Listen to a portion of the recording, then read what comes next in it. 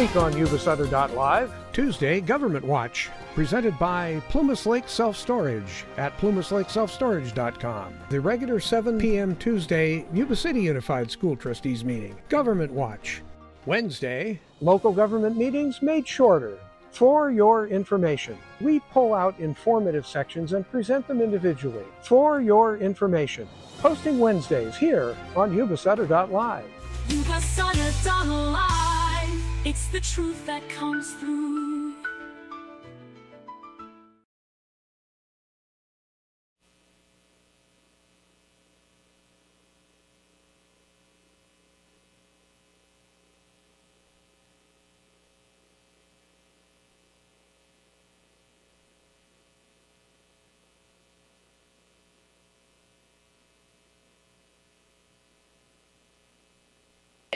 Rice and Fritos.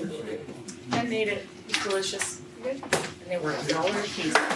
We're going to go ahead and recall back to open session. Can everyone please stand for the pledge of allegiance?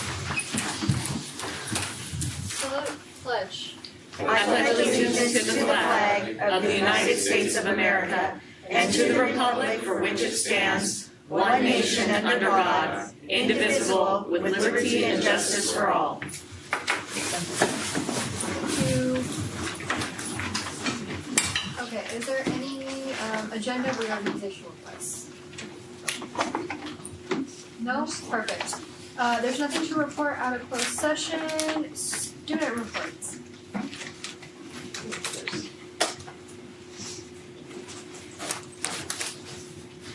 So all we have right now is our Sadie Sweetheart dance and the homecoming dance for that. The homecoming game for that for basketball. We also have some seasons starting up, such as boys golf, softball for girls, as well as baseball for boys, and that's pretty much it, honestly. Oh, and swimming season 2. That's it, though. Thank you.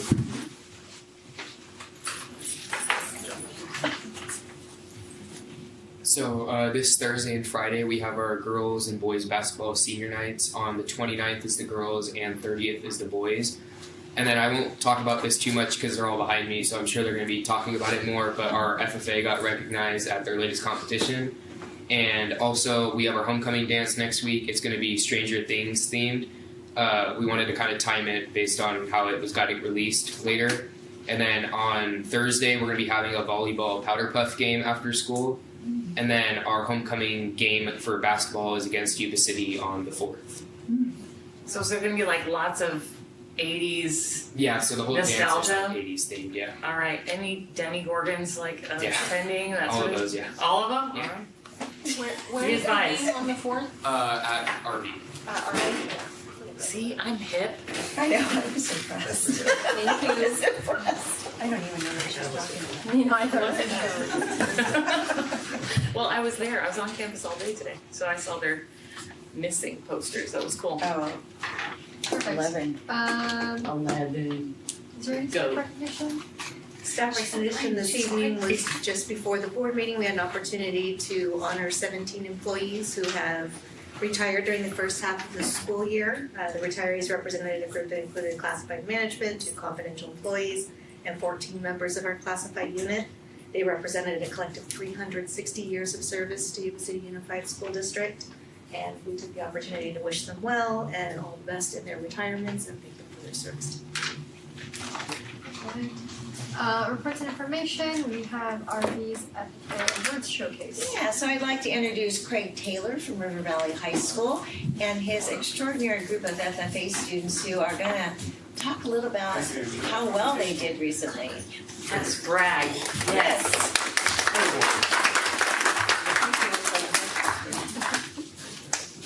Okay.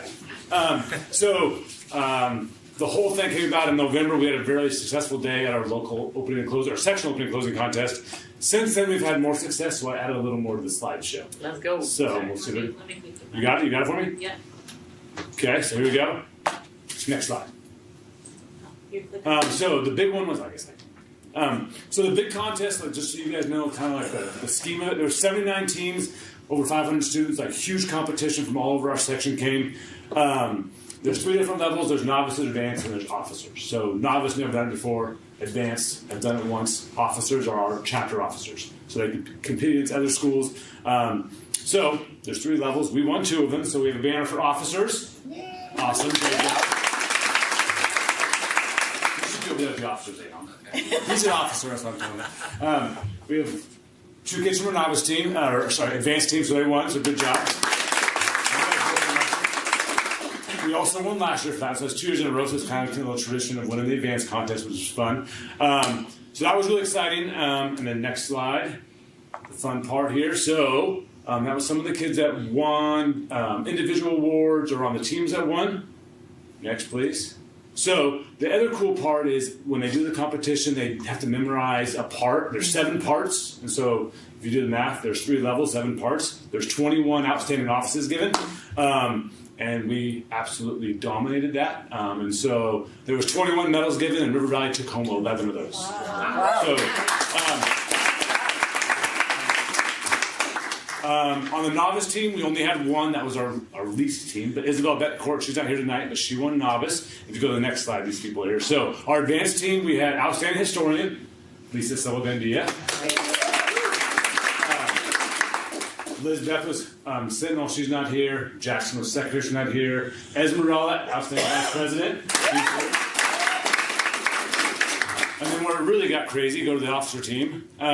So there's 7, remind you, there's 7 outstanding offices, if you look at the board. We had outstanding historian, which is Peyton. Outstanding sentinel, Aham. Emma Williams was treasurer. She's not here. That's supposed to say secretary. I can't type. He was treasurer last year. I forgot. Angela was outstanding secretary. Bryce Kinderson was outstanding vice president. And Preston was outstanding president. So to say we dominated the night, it was we actually hosted River Valley because we're just a school that hosted. It looked back because it was like, oh my gosh. But we were honest. It just happened to be that way. So it was good. So Bravo. Other recent success. So these kids did that in the fall, and then so this spring we've gone to several speaking contests. Bryce Kinderson got 3rd. This is his prepared speech at Palermo, which is a highly competitive, just kind of like invitational teams from Atwater to the Oregon border, like huge competition. He got 3rd, so good job, Bryce. The next week we went to Lincoln, and Bryce won the prepared competition. Aham Harone got 3rd with his speech. Angelique's not here tonight, but she won the extemporaneous speaking, which is you have to write a 5 to 7 minute speech in 30 minutes and give it in front of judges, which is crazy. And she won that contest, so like great job for that here. And then Presley Cervantes got 2nd in job interview. And we have that this Friday. We have our big sectional competition where they can qualify to go to the next level. And then the other big one that just got told about last week is we had somebody. There's a thing called the State Leadership Experience. It's a huge FFA.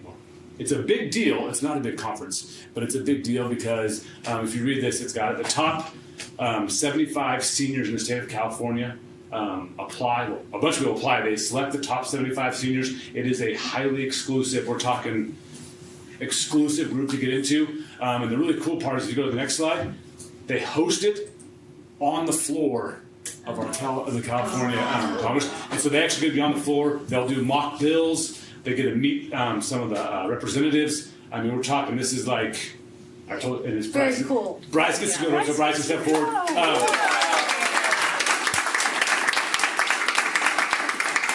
I told him no matter what you do, he's going to get better because you're around 75 amazing people. No matter what happens in those couple of days, it's going to be an awesome experience for him. So that's really cool. So congratulations to Bryce. Thank you. We have 2 more we just found out about like today and last night. These 2 also just got a huge scholarship that they were awarded for their project. So for his market goat and her market hog, they both got a $1,500 scholarship for being, it's called the Gold Merit Award. So they both won that. So we're talking. Great thing for that.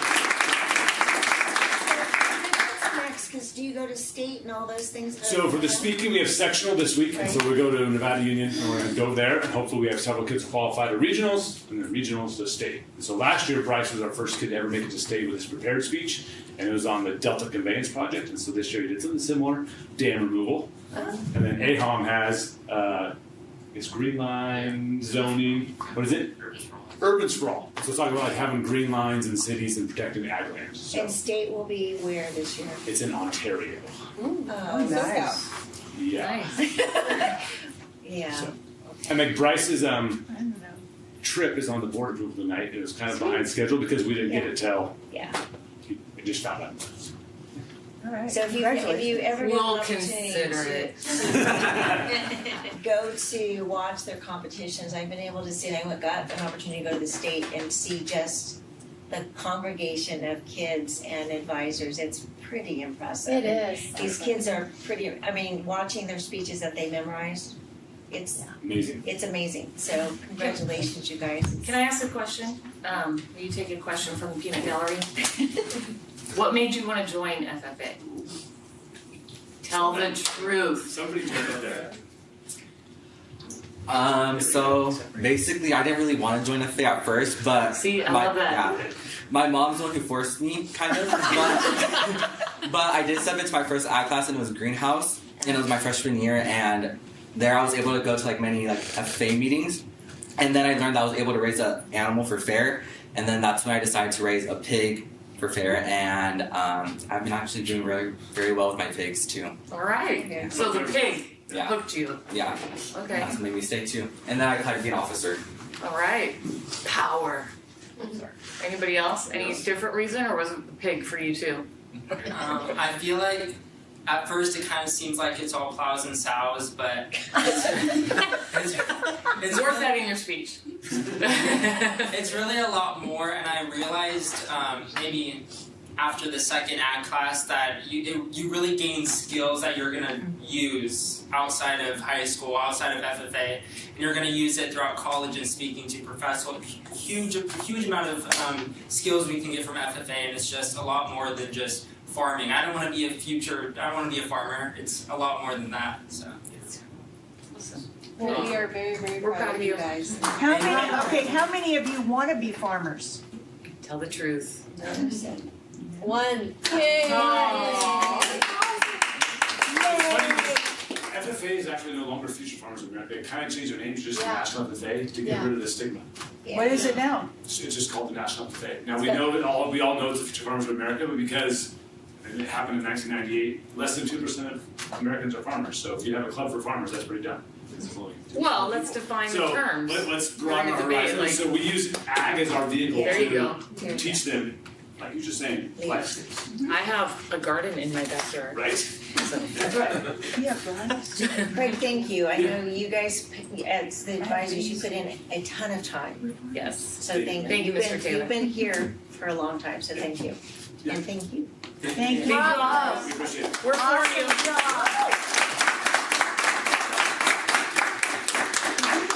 We'll see you again next year. Oh, I think they do. They have a keynote on that. Wearing all the bling. Perfect. Moving on to Gray Avenue's showcase. So we have the administrative team from Gray Avenue, Principal Ken Schaefer, Assistant Principal Yesenia Leone, and Assistant Principal Wallace Fullerton. So welcome. You're going to showcase all the great things at Gray Avenue. Yes, let's go. All right, how are we doing tonight? Good. Good. Thank you for having me here today. I'm excited to be here. So my name's Ken Schaefer. I'm the principal here at Gray Avenue, and I took the helm at Gray Avenue. This is my 7th year, so the year COVID hit. So first year principal there. The year COVID hit, picked the best time to become a principal. It only gets up. It only gets It better. only went up from there, and so we've been. I think one of the big focuses since I've been there has been really about creating a really positive culture for kids, where they feel safe, where they can feel connected, and we've been really intentional about doing that coming out of COVID, and are starting to see really some of the gains that our staff has put in the last couple of years to do that. So the theme of my presentation is a place to belong, a place to grow. So this is our admin team.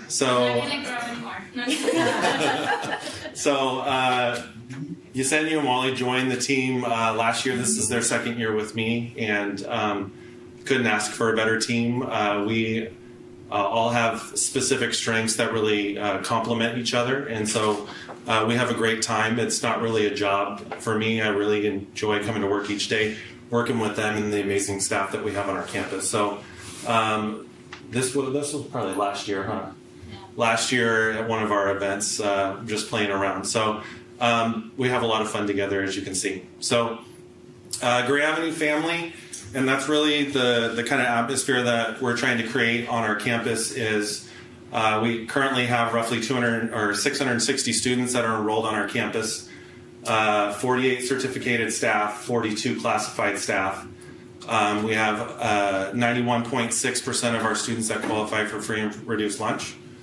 We have 32.7% of our students are English learners, and 0.15 youth, foster youth, and 15.8% of our students are students with disabilities. And so we have a very diverse population. We have a very committed staff that really has fun working together, has a great time. We're really intentional and focused about bringing in the community onto our campus to really help change that culture and community around what we're doing at Gray Avenue. So you can see we have some of our office staff there they won one of the contests that we do for staff morale and staff culture. So I took a picture there. We had a culture fair this fall. That's one of our parents that's on our school site council and her family. And then our web leader talking to our incoming 6th graders from this fall. So we'll talk a little bit more about that in just a minute. So who are we at Gray Avenue? So for those of you that don't know, you probably do, but our mascot's the Blue Jay. Our colors are blue, black, and gray. Fun fact, this year is our 75th anniversary being open at Gray Avenue. So we opened in 1950, and this year we actually found yearbooks all the way back from that time period through the 80s and 90s. So at our open house, we're going to be showcasing 75 years at Gray Avenue for our families as they come to visit their classrooms and teachers. So we're going to have a fun little event to celebrate that. So we're excited about that.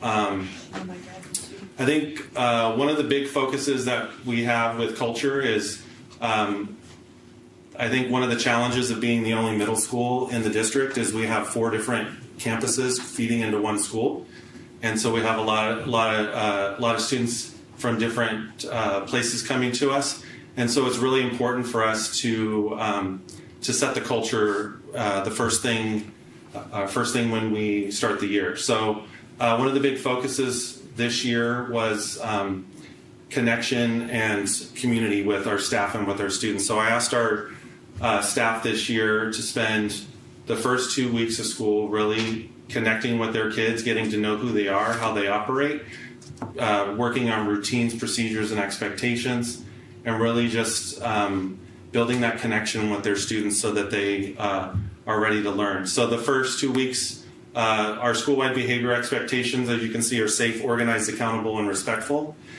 And this year is the first year we've really honed in more specifically on what we call the 6 Ps.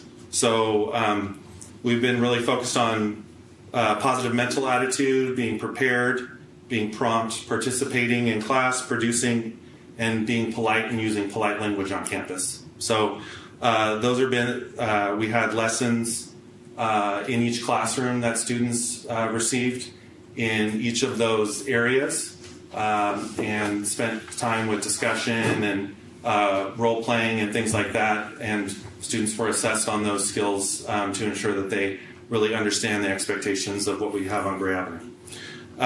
One of the other pieces that we really focused on, especially in the classroom, was the attending skills. So these are classroom skills that we are really focused on teaching at Gray Avenue, is being in the moment. So having kids, when they walk into the classroom, whatever's going on at home or outside of the classroom, we want them to come in and pause for a minute and be in the moment and be ready to learn. Worked with them on body language, eye contact, giving appropriate feedback, and asking good questions when they're struggling or don't understand. And then other pieces are operational group skills, so teaching kids how to work together in teams and in groups to ensure that they're connecting well and learning together. So that's what we do at a Tier 1 level with all of our kids, to teach them kind of how we roll at Gray Avenue. We also have a team that meets once a month that looks at behavior trends, and we come up with reteaching lessons throughout the year to hit areas where we're seeing where students are struggling school-wide behaviorally. So we do reteaching multiple times throughout the year to support students and remind them of the expectation. A lot of times when we come out of a break, they forget. They have amnesia and come back and don't remember some of the skills we've been working on, so we remind them.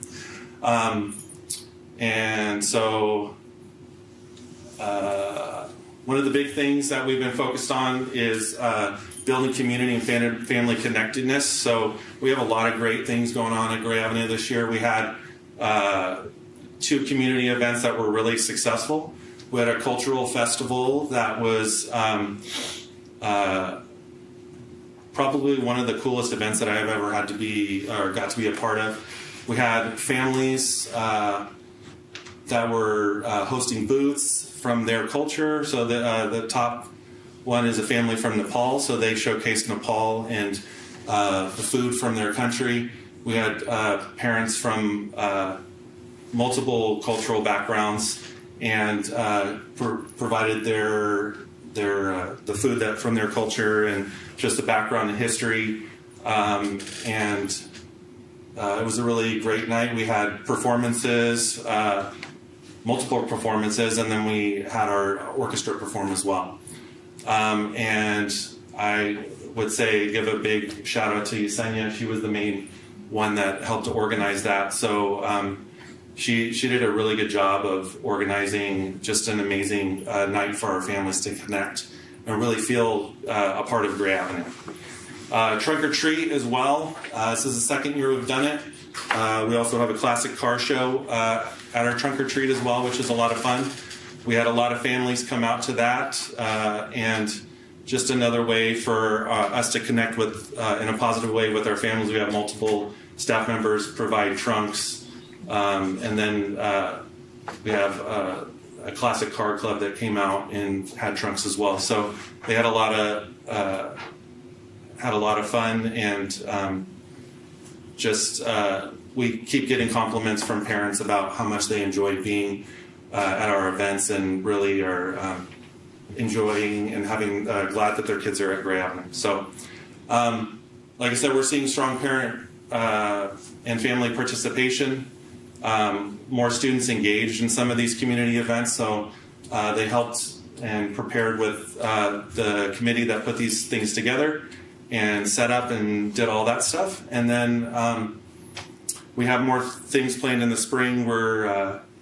We're doing a college and career fair for our students that we're going to be doing later in the spring, a science and math night that we're doing with our families, and just really trying to reinforce that welcoming school community for our parents and our students. And so I think we've been really successful with that this year. So another thing that we really do, I think, well, as being intentional, is starting a positive experience on campus for students from the moment that they enter our campus. So one of the things that we've started this year is we play music at our gate every morning, but it's not just any music. It's music that was created to teach our school-wide behavior expectations or send positive messaging. So these are AI-generated songs that teach our expectations, and I just want to give you a little taste of one.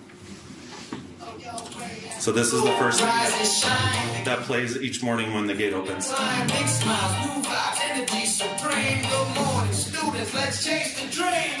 Doors creak open, a symphony of beat, always alive. Today's a fresh beat, notebooks and backpacks, stories untold. New day, come and see, worth more than gold. So that's just a little taste. So we have about 15 original songs that I've worked in creating on various messages, whether it be being safe, using polite language, all in genres that the kids like and want to hear. We also have songs in Spanish and Farsi, and we're working on some other songs that are in some other languages that we have on campus to help connect culturally with our students and also teach those expectations. So, Is that you rapping it? no. AI generated. Yeah. When you said what I was working on, it took me like a minute to like process what you said, and I was like, "Wait, was that you?" Sorry. So I use there's a app called Suno that generates the songs. We use our behavior expectations and different topics to help create the music. So the kids really enjoy it. They come up to us on a regular basis and request specific songs that they want to hear again. So it's kind of fun.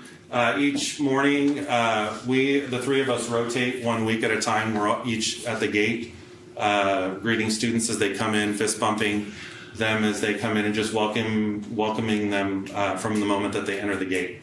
And so we really enjoy that. It's probably one of the most best parts of our day. And so I think it's really important for us to set that tone for kids to come into our campus. So, and we want to make sure when they walk in the door, they feel seen, they feel heard, and they feel valued and loved by us.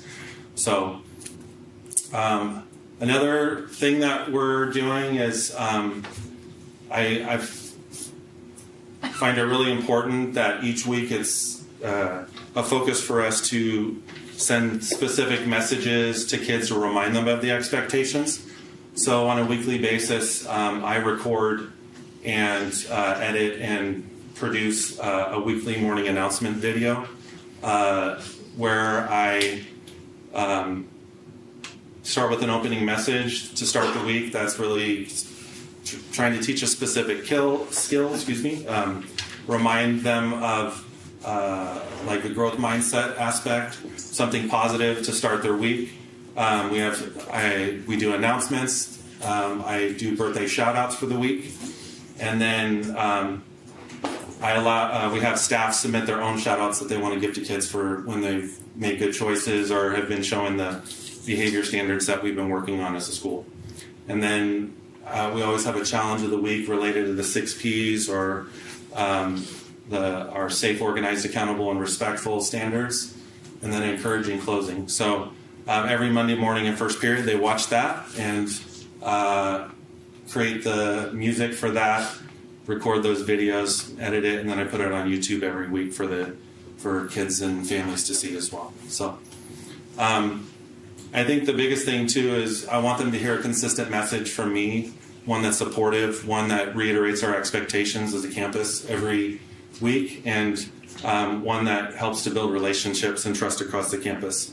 There's only been twice where I haven't been able to put it together, and every time the 2 times that I have it, the kids ask, "Where's the video?" So it's I think they really enjoy it and they are connecting with it. So something student voice wise that we have on our campus, we have EL ambassadors, where our English learner students take leadership roles. They give tours to new kids on campus. They give them, they help them get connected with certain things, and they also help at school events as well.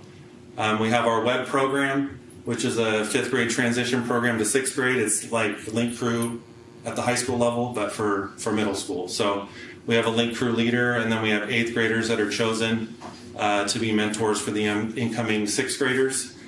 We start with a student orientation at the beginning of the year. You get a tour of the school, they get their schedule, and then we have events throughout the year to help them connect with the older students on campus to build those relationships and an older student that they can ask questions and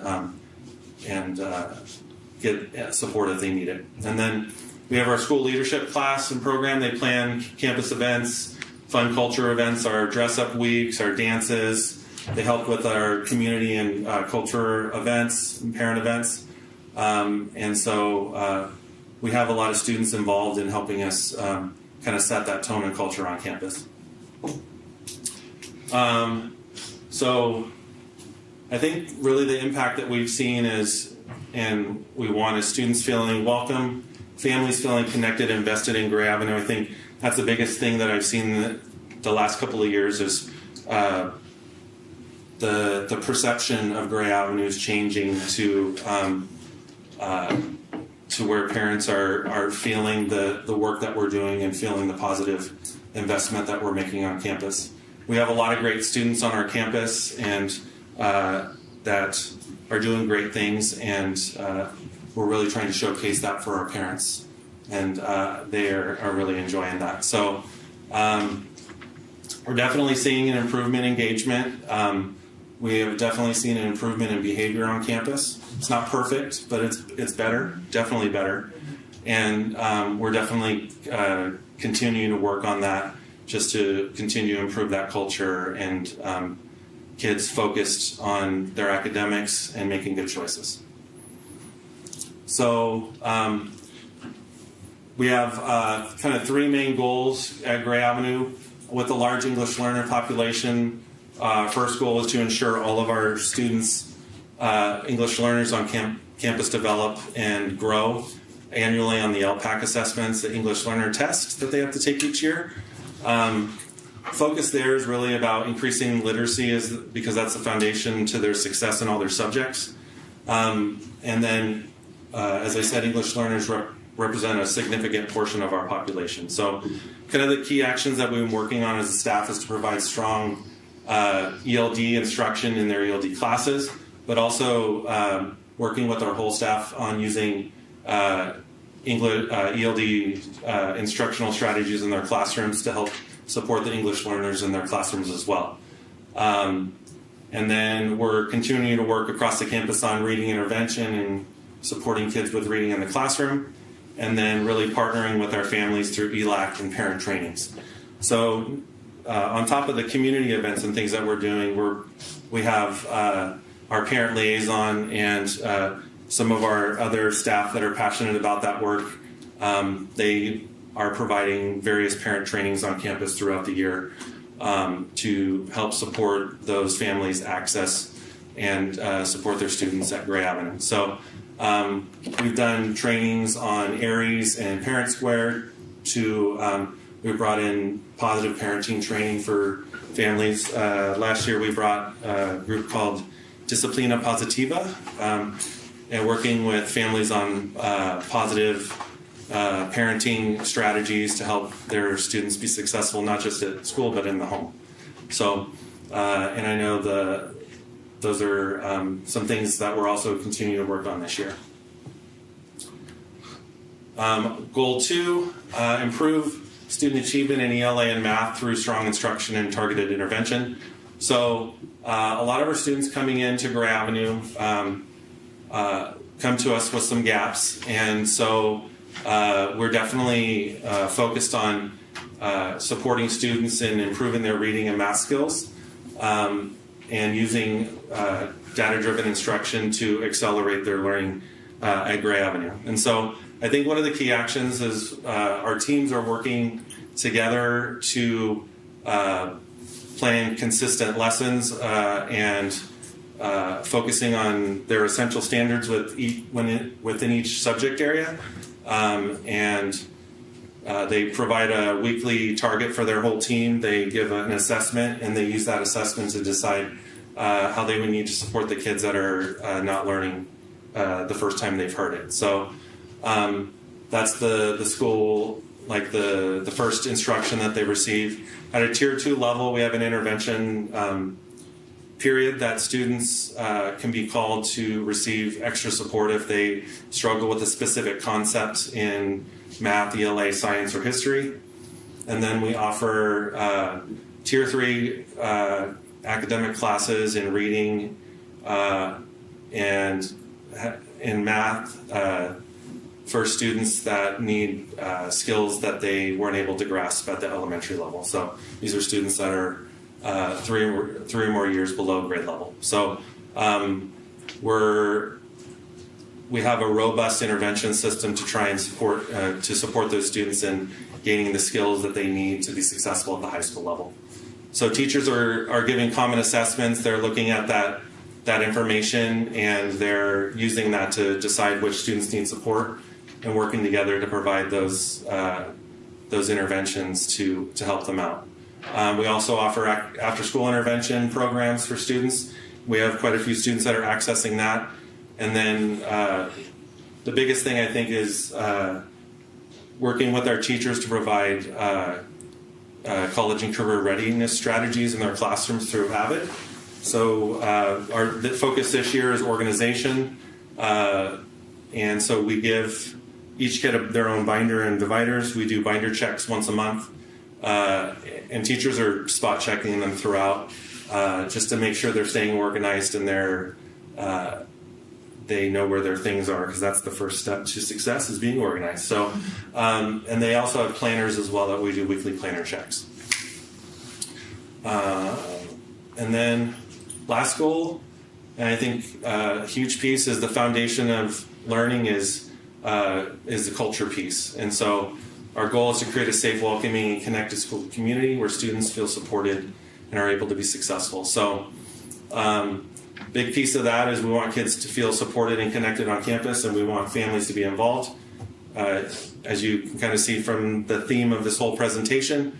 So as we teach those behavior expectations, our teachers are rewarding students for when they see those expectations. We have a PBIS store where they get points when they're using those skills appropriately, where they can buy things in the student store.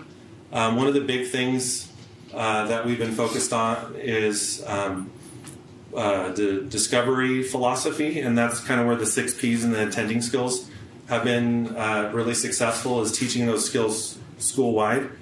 We also have a class for students that struggle with certain behaviors, where we're really intentional about teaching them 6 main things. So effective group skills and team building, anger management when they are struggling with students that are struggling with that, effective communication, assertiveness training, so how to be assertive but not aggressive, problem-solving skills, and conflict resolution. So teaching them conflict is a part of life, but how do we handle conflict in an appropriate and a healthy way to be successful and to just stay focused on what they're here for, which is to learn those key skills for high school and beyond. So I think I've talked about most of those already. So we got a lot of things going on that we're working on intentionally to support our families. And so I'm really excited the direction that we're going as a campus. And I think really the refinement and focus is academically, we want to increase students meeting grade level standards and continue to reduce number of students performing multiple grade levels below. English learners, we really want them to accelerate their language acquisition and strengthen integrated ELD across all content areas, supporting those strategies in every classroom. Behaviorally, reduce suspensions through proactive supports, and then strengthen student skills in self-regulation, conflict resolution, and accountability. And then last is that family engagement. We're really making strides there, but we definitely want to continue to grow that and really bring our families in to be a strong part of our campus. So the last piece is how can you support us? I know that was the big thing. So one, Gray Avenue needs a gym. So I think Gray Avenue is the center of kind of the center of the city, and we have a lot of our community members using our facilities all the time, different organizations, and it would be really beneficial for our school to have a gym. We have a multi-purpose room, and we've done a lot of great work to modernize that and get it up to where it should be, but it's really small, and parents have to watch games on the stage. We don't really have a lot of space. We don't even have a 3-point line because the basketball court is not even regulation. So I think that's something we could definitely use support with. And then we have some portable classrooms that are very old that would be great if they were replaced. So that's all I have. I appreciate your time, and thank you very much. When is your open house? May 7th.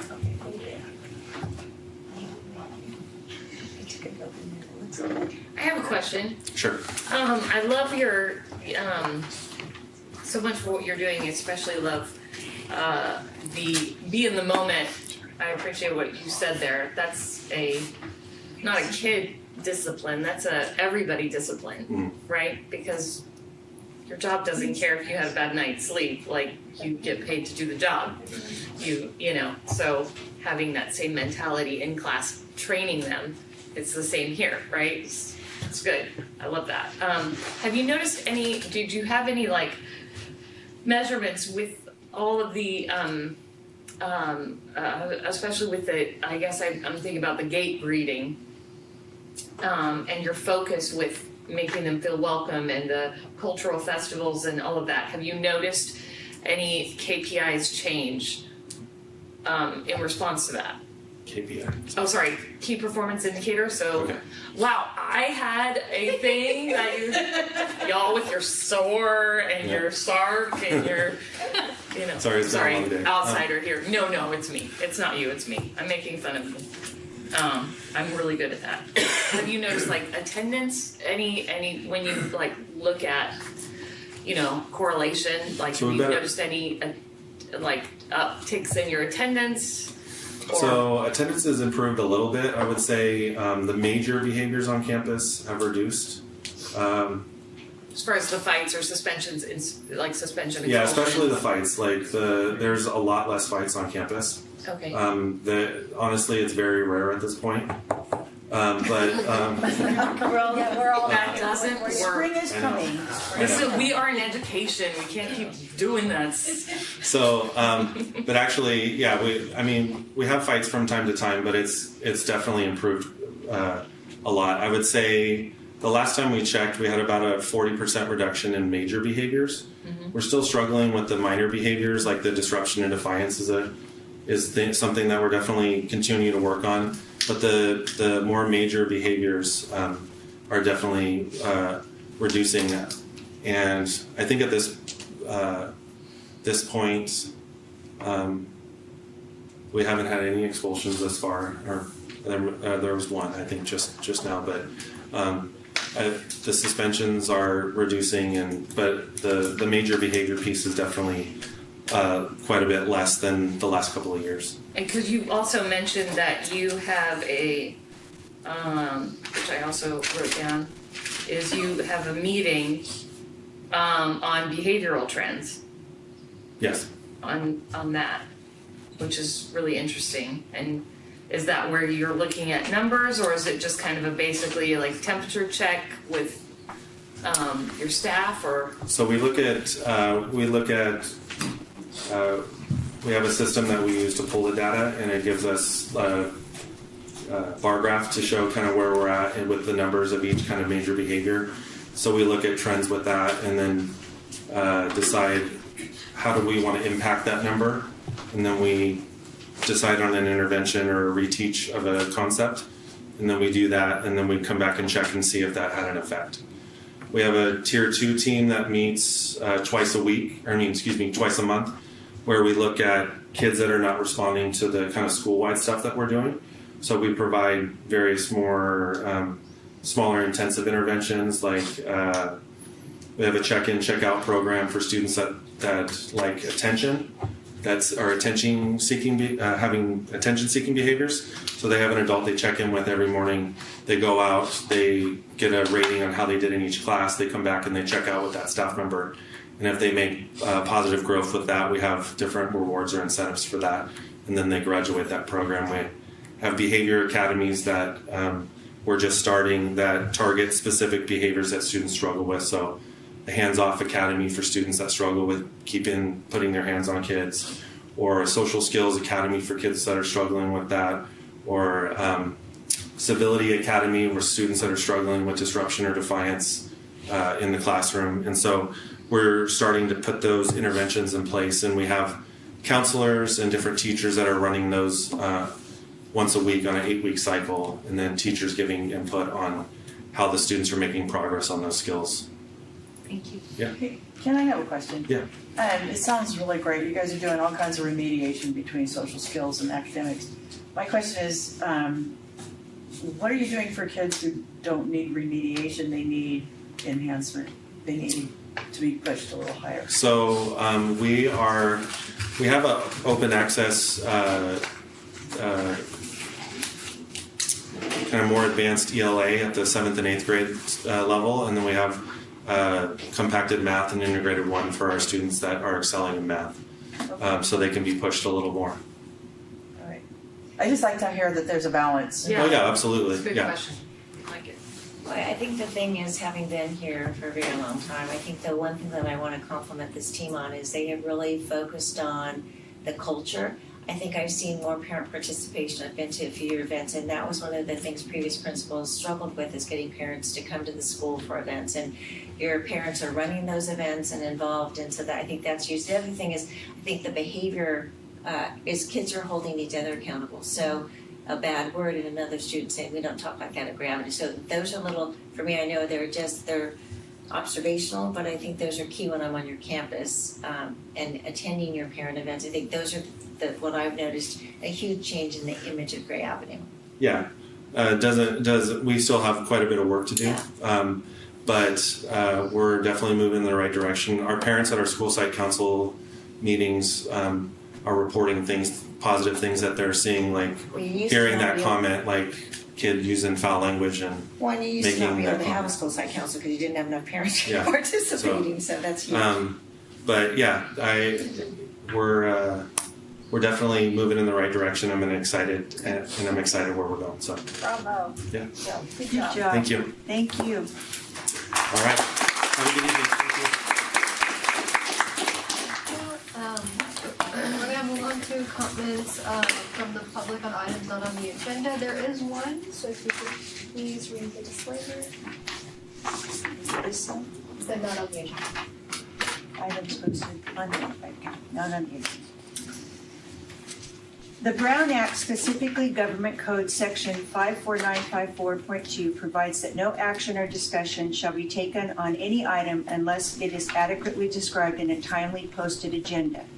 Accordingly, though the public may comment on matters within the board's jurisdiction that do not appear on the agenda, the board cannot respond to such comments without running the risk of deliberating or initiating discussion on topics not properly before the board. Given the prohibitions set forth in the Brown Act and the risk associated with responding to public comments, the board does not respond to the community's questions or comments. The board will respect the rights of the public to express their viewpoints on matters within the board's jurisdiction. However, comments that are defamatory or that violate the privacy rights of any students or individuals may not be protected by law. The board shall not permit any disturbance or willful interruption of board meetings. Thank you. And Ms. Heather. I'll try not to be disruptive. I hope not. Thanks for letting me come up and talk to you today. I'm here in my role as the teacher at Discovery Community Day School. So I appreciate you letting me have this opportunity to speak to you. I have a concern that is related to the upcoming solar project installation that's happening at Yuba-Sutter High School. I don't know if this decision is final or not, but the discussion is that they're going to be taking the freshman baseball field and using that as a parking lot for staff members during the solar install at Yuba-Sutter High School. I teach at the Discovery Community Day School. I teach expelled and pre-expelled students who have a lot of behavioral issues, uncomfortable home lives. They've been kicked out of schools already. That is our field. That is the only place my kids have to go run around and play and toss a football and get their energy out during the longest school day of any students in our school district, because as a community day school, we have a longer school day and we don't have minimum days every Wednesday. These kids are cooped up with their 2 teachers, paraprofessional, and halftime counselor all day from 8 o'clock in the morning until 2:45 in the afternoon. We desperately need a place for them to play. So I just am coming here to ask if you would please try to find other options for staff parking other than the field that my students use every day. Thank you. Thank you. Okay, moving on. Any questions on the consent agenda? Make a motion we approve. Second. On a motion by member Ciosila, second by member Pretty, all those in favor? Aye. Any opposed? Hearing none, motion carries. Oh, I need to deny the effective. Is that all consent? Hold on. It is. Okay. It's a lot of concern. Dead, okay. 14A, new course proposal. The Educational Services Department is seeking board approval for a new course using our Prop 28 funding effective 26-27 school year. The course will be intermediate jewelry production design. We added the introductory course last year using Prop 28 funding, so it's been running for a year. It's a popular course. There's a high level of kid interest in having the intermediate course, so board staff seek approval for intermediate jewelry production and design to be offered specifically at River Valley High School. That's open to any high school student. I have one question about that. Are board members allowed to attend the class? You would actually really, I think, Okay. like the course. We would all like to enroll. I want to Stop take that it. course. What do you, Single subject art commercial. numerically, when you say there's a high level interest, what does that mean numerically? So when they do course requests, there's a high level of student interest to at least 2 sections. I'm looking for a number. Probably 50 and above. Ergo numerically. All right. I'll make a motion to approve. Second. On a motion by member Donnie, second by member Ciosila, all those in favor? Aye. Any opposed? Hearing none, motion carries. Expulsion, suspended contracts. I'll make the motion we approve as discussed in closed session. Second. On a motion by member Donnie, second by member Ciosila, all those in favor? Aye. Any opposed? Hearing none, motion carries. Yay! Board reports, information discussion. I would like to report on something. On May 7th, no, not May 7th, February 7th, the Yuba-Sutter Oratorio Society Orchestra is having their Young Artist concert at St. Andrew Presbyterian Church. And the 3 students that are being featured are Yuba City Unified School District students. So I would like to invite you all to come. It's at 2 o'clock in the afternoon on February 7th at St. Andrew Presbyterian Church.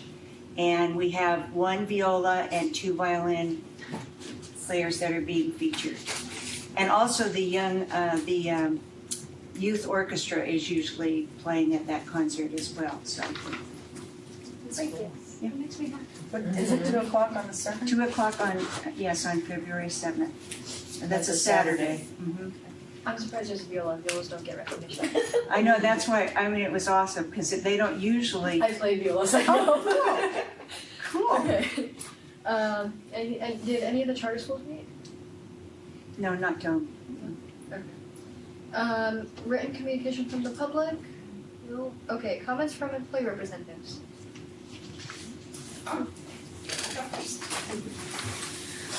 Good evening, I'm Mercedes Geraldo and I represent our classified staff. And that's great news. I love the Young Artist Showcase. My son played the viola, still plays the viola in community orchestra up in Portland. So he's been in the Youth Symphony. This is my own private, personal point of time. Youth Symphony, Oratorial Society, Yuba City High School Orchestra, the Ollie Orchestra up in Nevada City, and now up in Portland. So it stays with you. It's great. So back to my real report. I just got a little excited there. I had the opportunity to attend the School Services of California Budget Workshop with Scott over here, and Thomas, right? Thomas Patulli. Great conference. I really, really enjoyed it. I really appreciate being invited to it, and you know, I might have nudged Scott a couple of times saying, hey, look, I told you so. There is 8 hours? Yes! So I think there's some good things coming up in the budget that we can look forward to. So I was excited about that. And I want to thank you again for honoring our request to have this mid-year retirement ceremony. I think it was a great success. We got to see some of our retirees that most recently retired, but might not have made it back in May, right? So I think we had 6 here maybe, with, of course we had Rosa Perez who, between Rosa and Stacy Malgenheimer, I think they've held every job in this district and collectively probably is more than all of us. But of course Rosa had over 2 Rosa people here. It's great. So it was great seeing these people that I've known for a long time and that they're retiring and moving on with their life, and I do appreciate that you've honored those. And I love those new crystal bells. Those are fun. So that's all I have for today. Thank you. Thank you.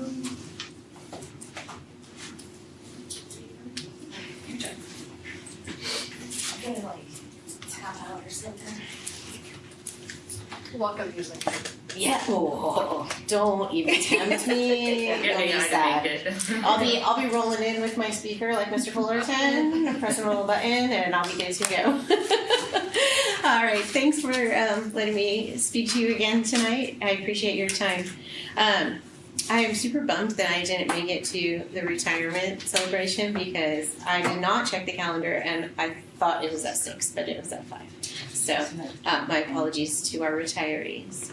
I just have 2 real quick concerns that I want to share that were brought to my attention yesterday at our site representative council meeting. The first is the use of our campuses on weekends. So we have had our campuses open on weekends for quite some time. It was an agreement that was made long before my time here. The concern is not that people are on our campuses and using our campuses on the weekend. The concern is what gets left behind and how that has to be cleaned up in the mornings before students come to school.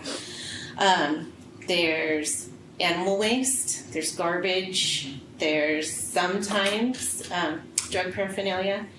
Unfortunately, I've seen condom wrappers. And then in the mornings, our custodians have to get all of that cleaned up and removed from the campus before our students get there. I know we're not talking about closing our campuses to the public, but this is a problem that I would like us to work on together to try to come up with a solution so that those custodians who come on campus first thing in the morning aren't having to rush to deal with a disaster that happened over the weekend. And that teachers can feel safe to take their students out to the playground on Monday mornings. The second thing that was brought to my attention, and I know y'all have heard it before, but I'm going to bring it up again. Our kindergarten teachers are interested again in discussing a transition to a longer, not full day kindergarten, but an extended day of kindergarten after the winter break. So that is something that I've heard interest in from many, many of our kindergarten teachers at multiple sites. So I'm just asking if you would consider that once again. How long of an extension would they like? An hour, an extra hour to the day, and their reasons, they have many reasons for that. I will touch on just a few of the highlights to get kids ready so that when they come to first grade, they're used to being on campus for a longer day. The biggest thing that I've seen that when I worked at Lindcrest, we had that extended kindergarten for a while.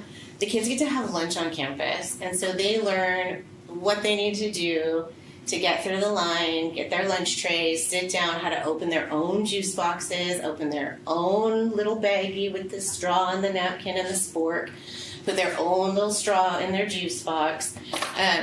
So it's just a way for the teachers to help prepare those kiddos for what's coming in first grade. Not just academically, but with those more social, emotional type supports as well. Again, I haven't heard from every teacher, but I just wanted to bring that to your attention. I know we formed maybe a committee in the past that looked into that. That wouldn't apply to TK, just K. No, just kinder. And that is all I have today. So thank you so much for your time. I appreciate you all. Thank you. Thanks, Heather. Any other comments from board members? I would just like to say thank you to Heather coming up and speaking in her capacity as the community day school teacher, and I hope there is something that can happen if indeed there are parking coming from someone who knows running around at physical activity. I think everybody knows this, and we all feel that. I think all of us would have better days if we had more running around in a baseball field. And so if there is a opportunity for, if that is something that we have to do, which I wasn't aware of, I hope there is a comparable solution that they can engage in. I would be highly interested in that from this board member. Okay. Or send them all over to my house and you will all run around and have chocolate chip cookies. Okay, I'll be there. Comments? But you have to run around first. I've left in front of you your forms, annual form 700 is due on April 1st. You can submit them online. You can send them to us and we'll forward them on for you, but it is a requirement as elected officials to complete the form 700 annually. They must have their paperwork. Okay, next board meeting is February 10th. Open session is at 7. Can I get a motion to adjourn? So moved. Second. A motion by member Lucille, second by member Pretty. All in favor? Aye. Any opposed? None. Motion carries. Yuba-Sutter.live's local government live streams are presented by Plumas Lake Self-Storage in Plumas Lake, where lifelong local residents are helping other residents keep things safe, providing indoor storage units, outdoor RV and vehicle parking,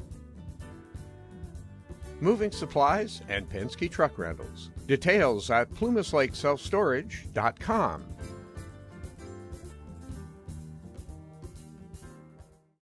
Hi, I'm Neil Goforth of Comfort Keepers of Yuba, Sutter, and Nevada counties. Caring for elders or even yourself has challenges. Comfort Keepers of Yuba, Sutter, and Nevada counties can help you address today's issues and plan for tomorrow with in-home and specialized care for you or your family members. Call us at 530-749-8800. Comfort Keepers of Yuba, Sutter, and Nevada counties. In Yuba County, there's a legendary diner.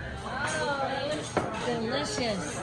Oh my gosh, thank you so much. Where the parking lot tells a story. A story as simple as biscuits and gravy. The food is good. The prices are wonderful. My dad has so many friends here that come here, and it's my dad and mom have known Mary Jane and her dad before Duke. Duke's Diner on 7th Avenue, home of legendary chili, holiday pies, and generations of local residents preparing tasty, hearty food for generations of local people. Join Mary Jane and her genial associates as they serve meals you'll come back for. Duke's Diner on 7th Avenue, Olivehurst.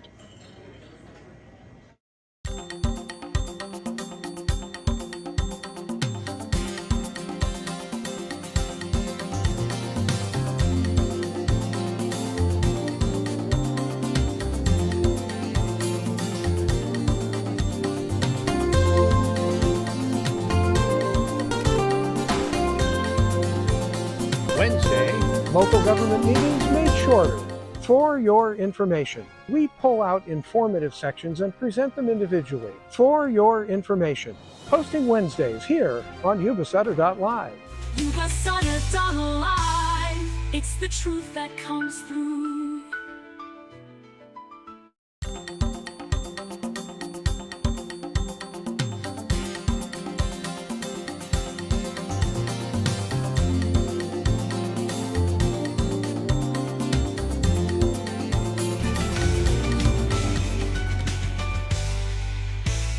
Yuba-Sutter.live. It's the truth that comes through.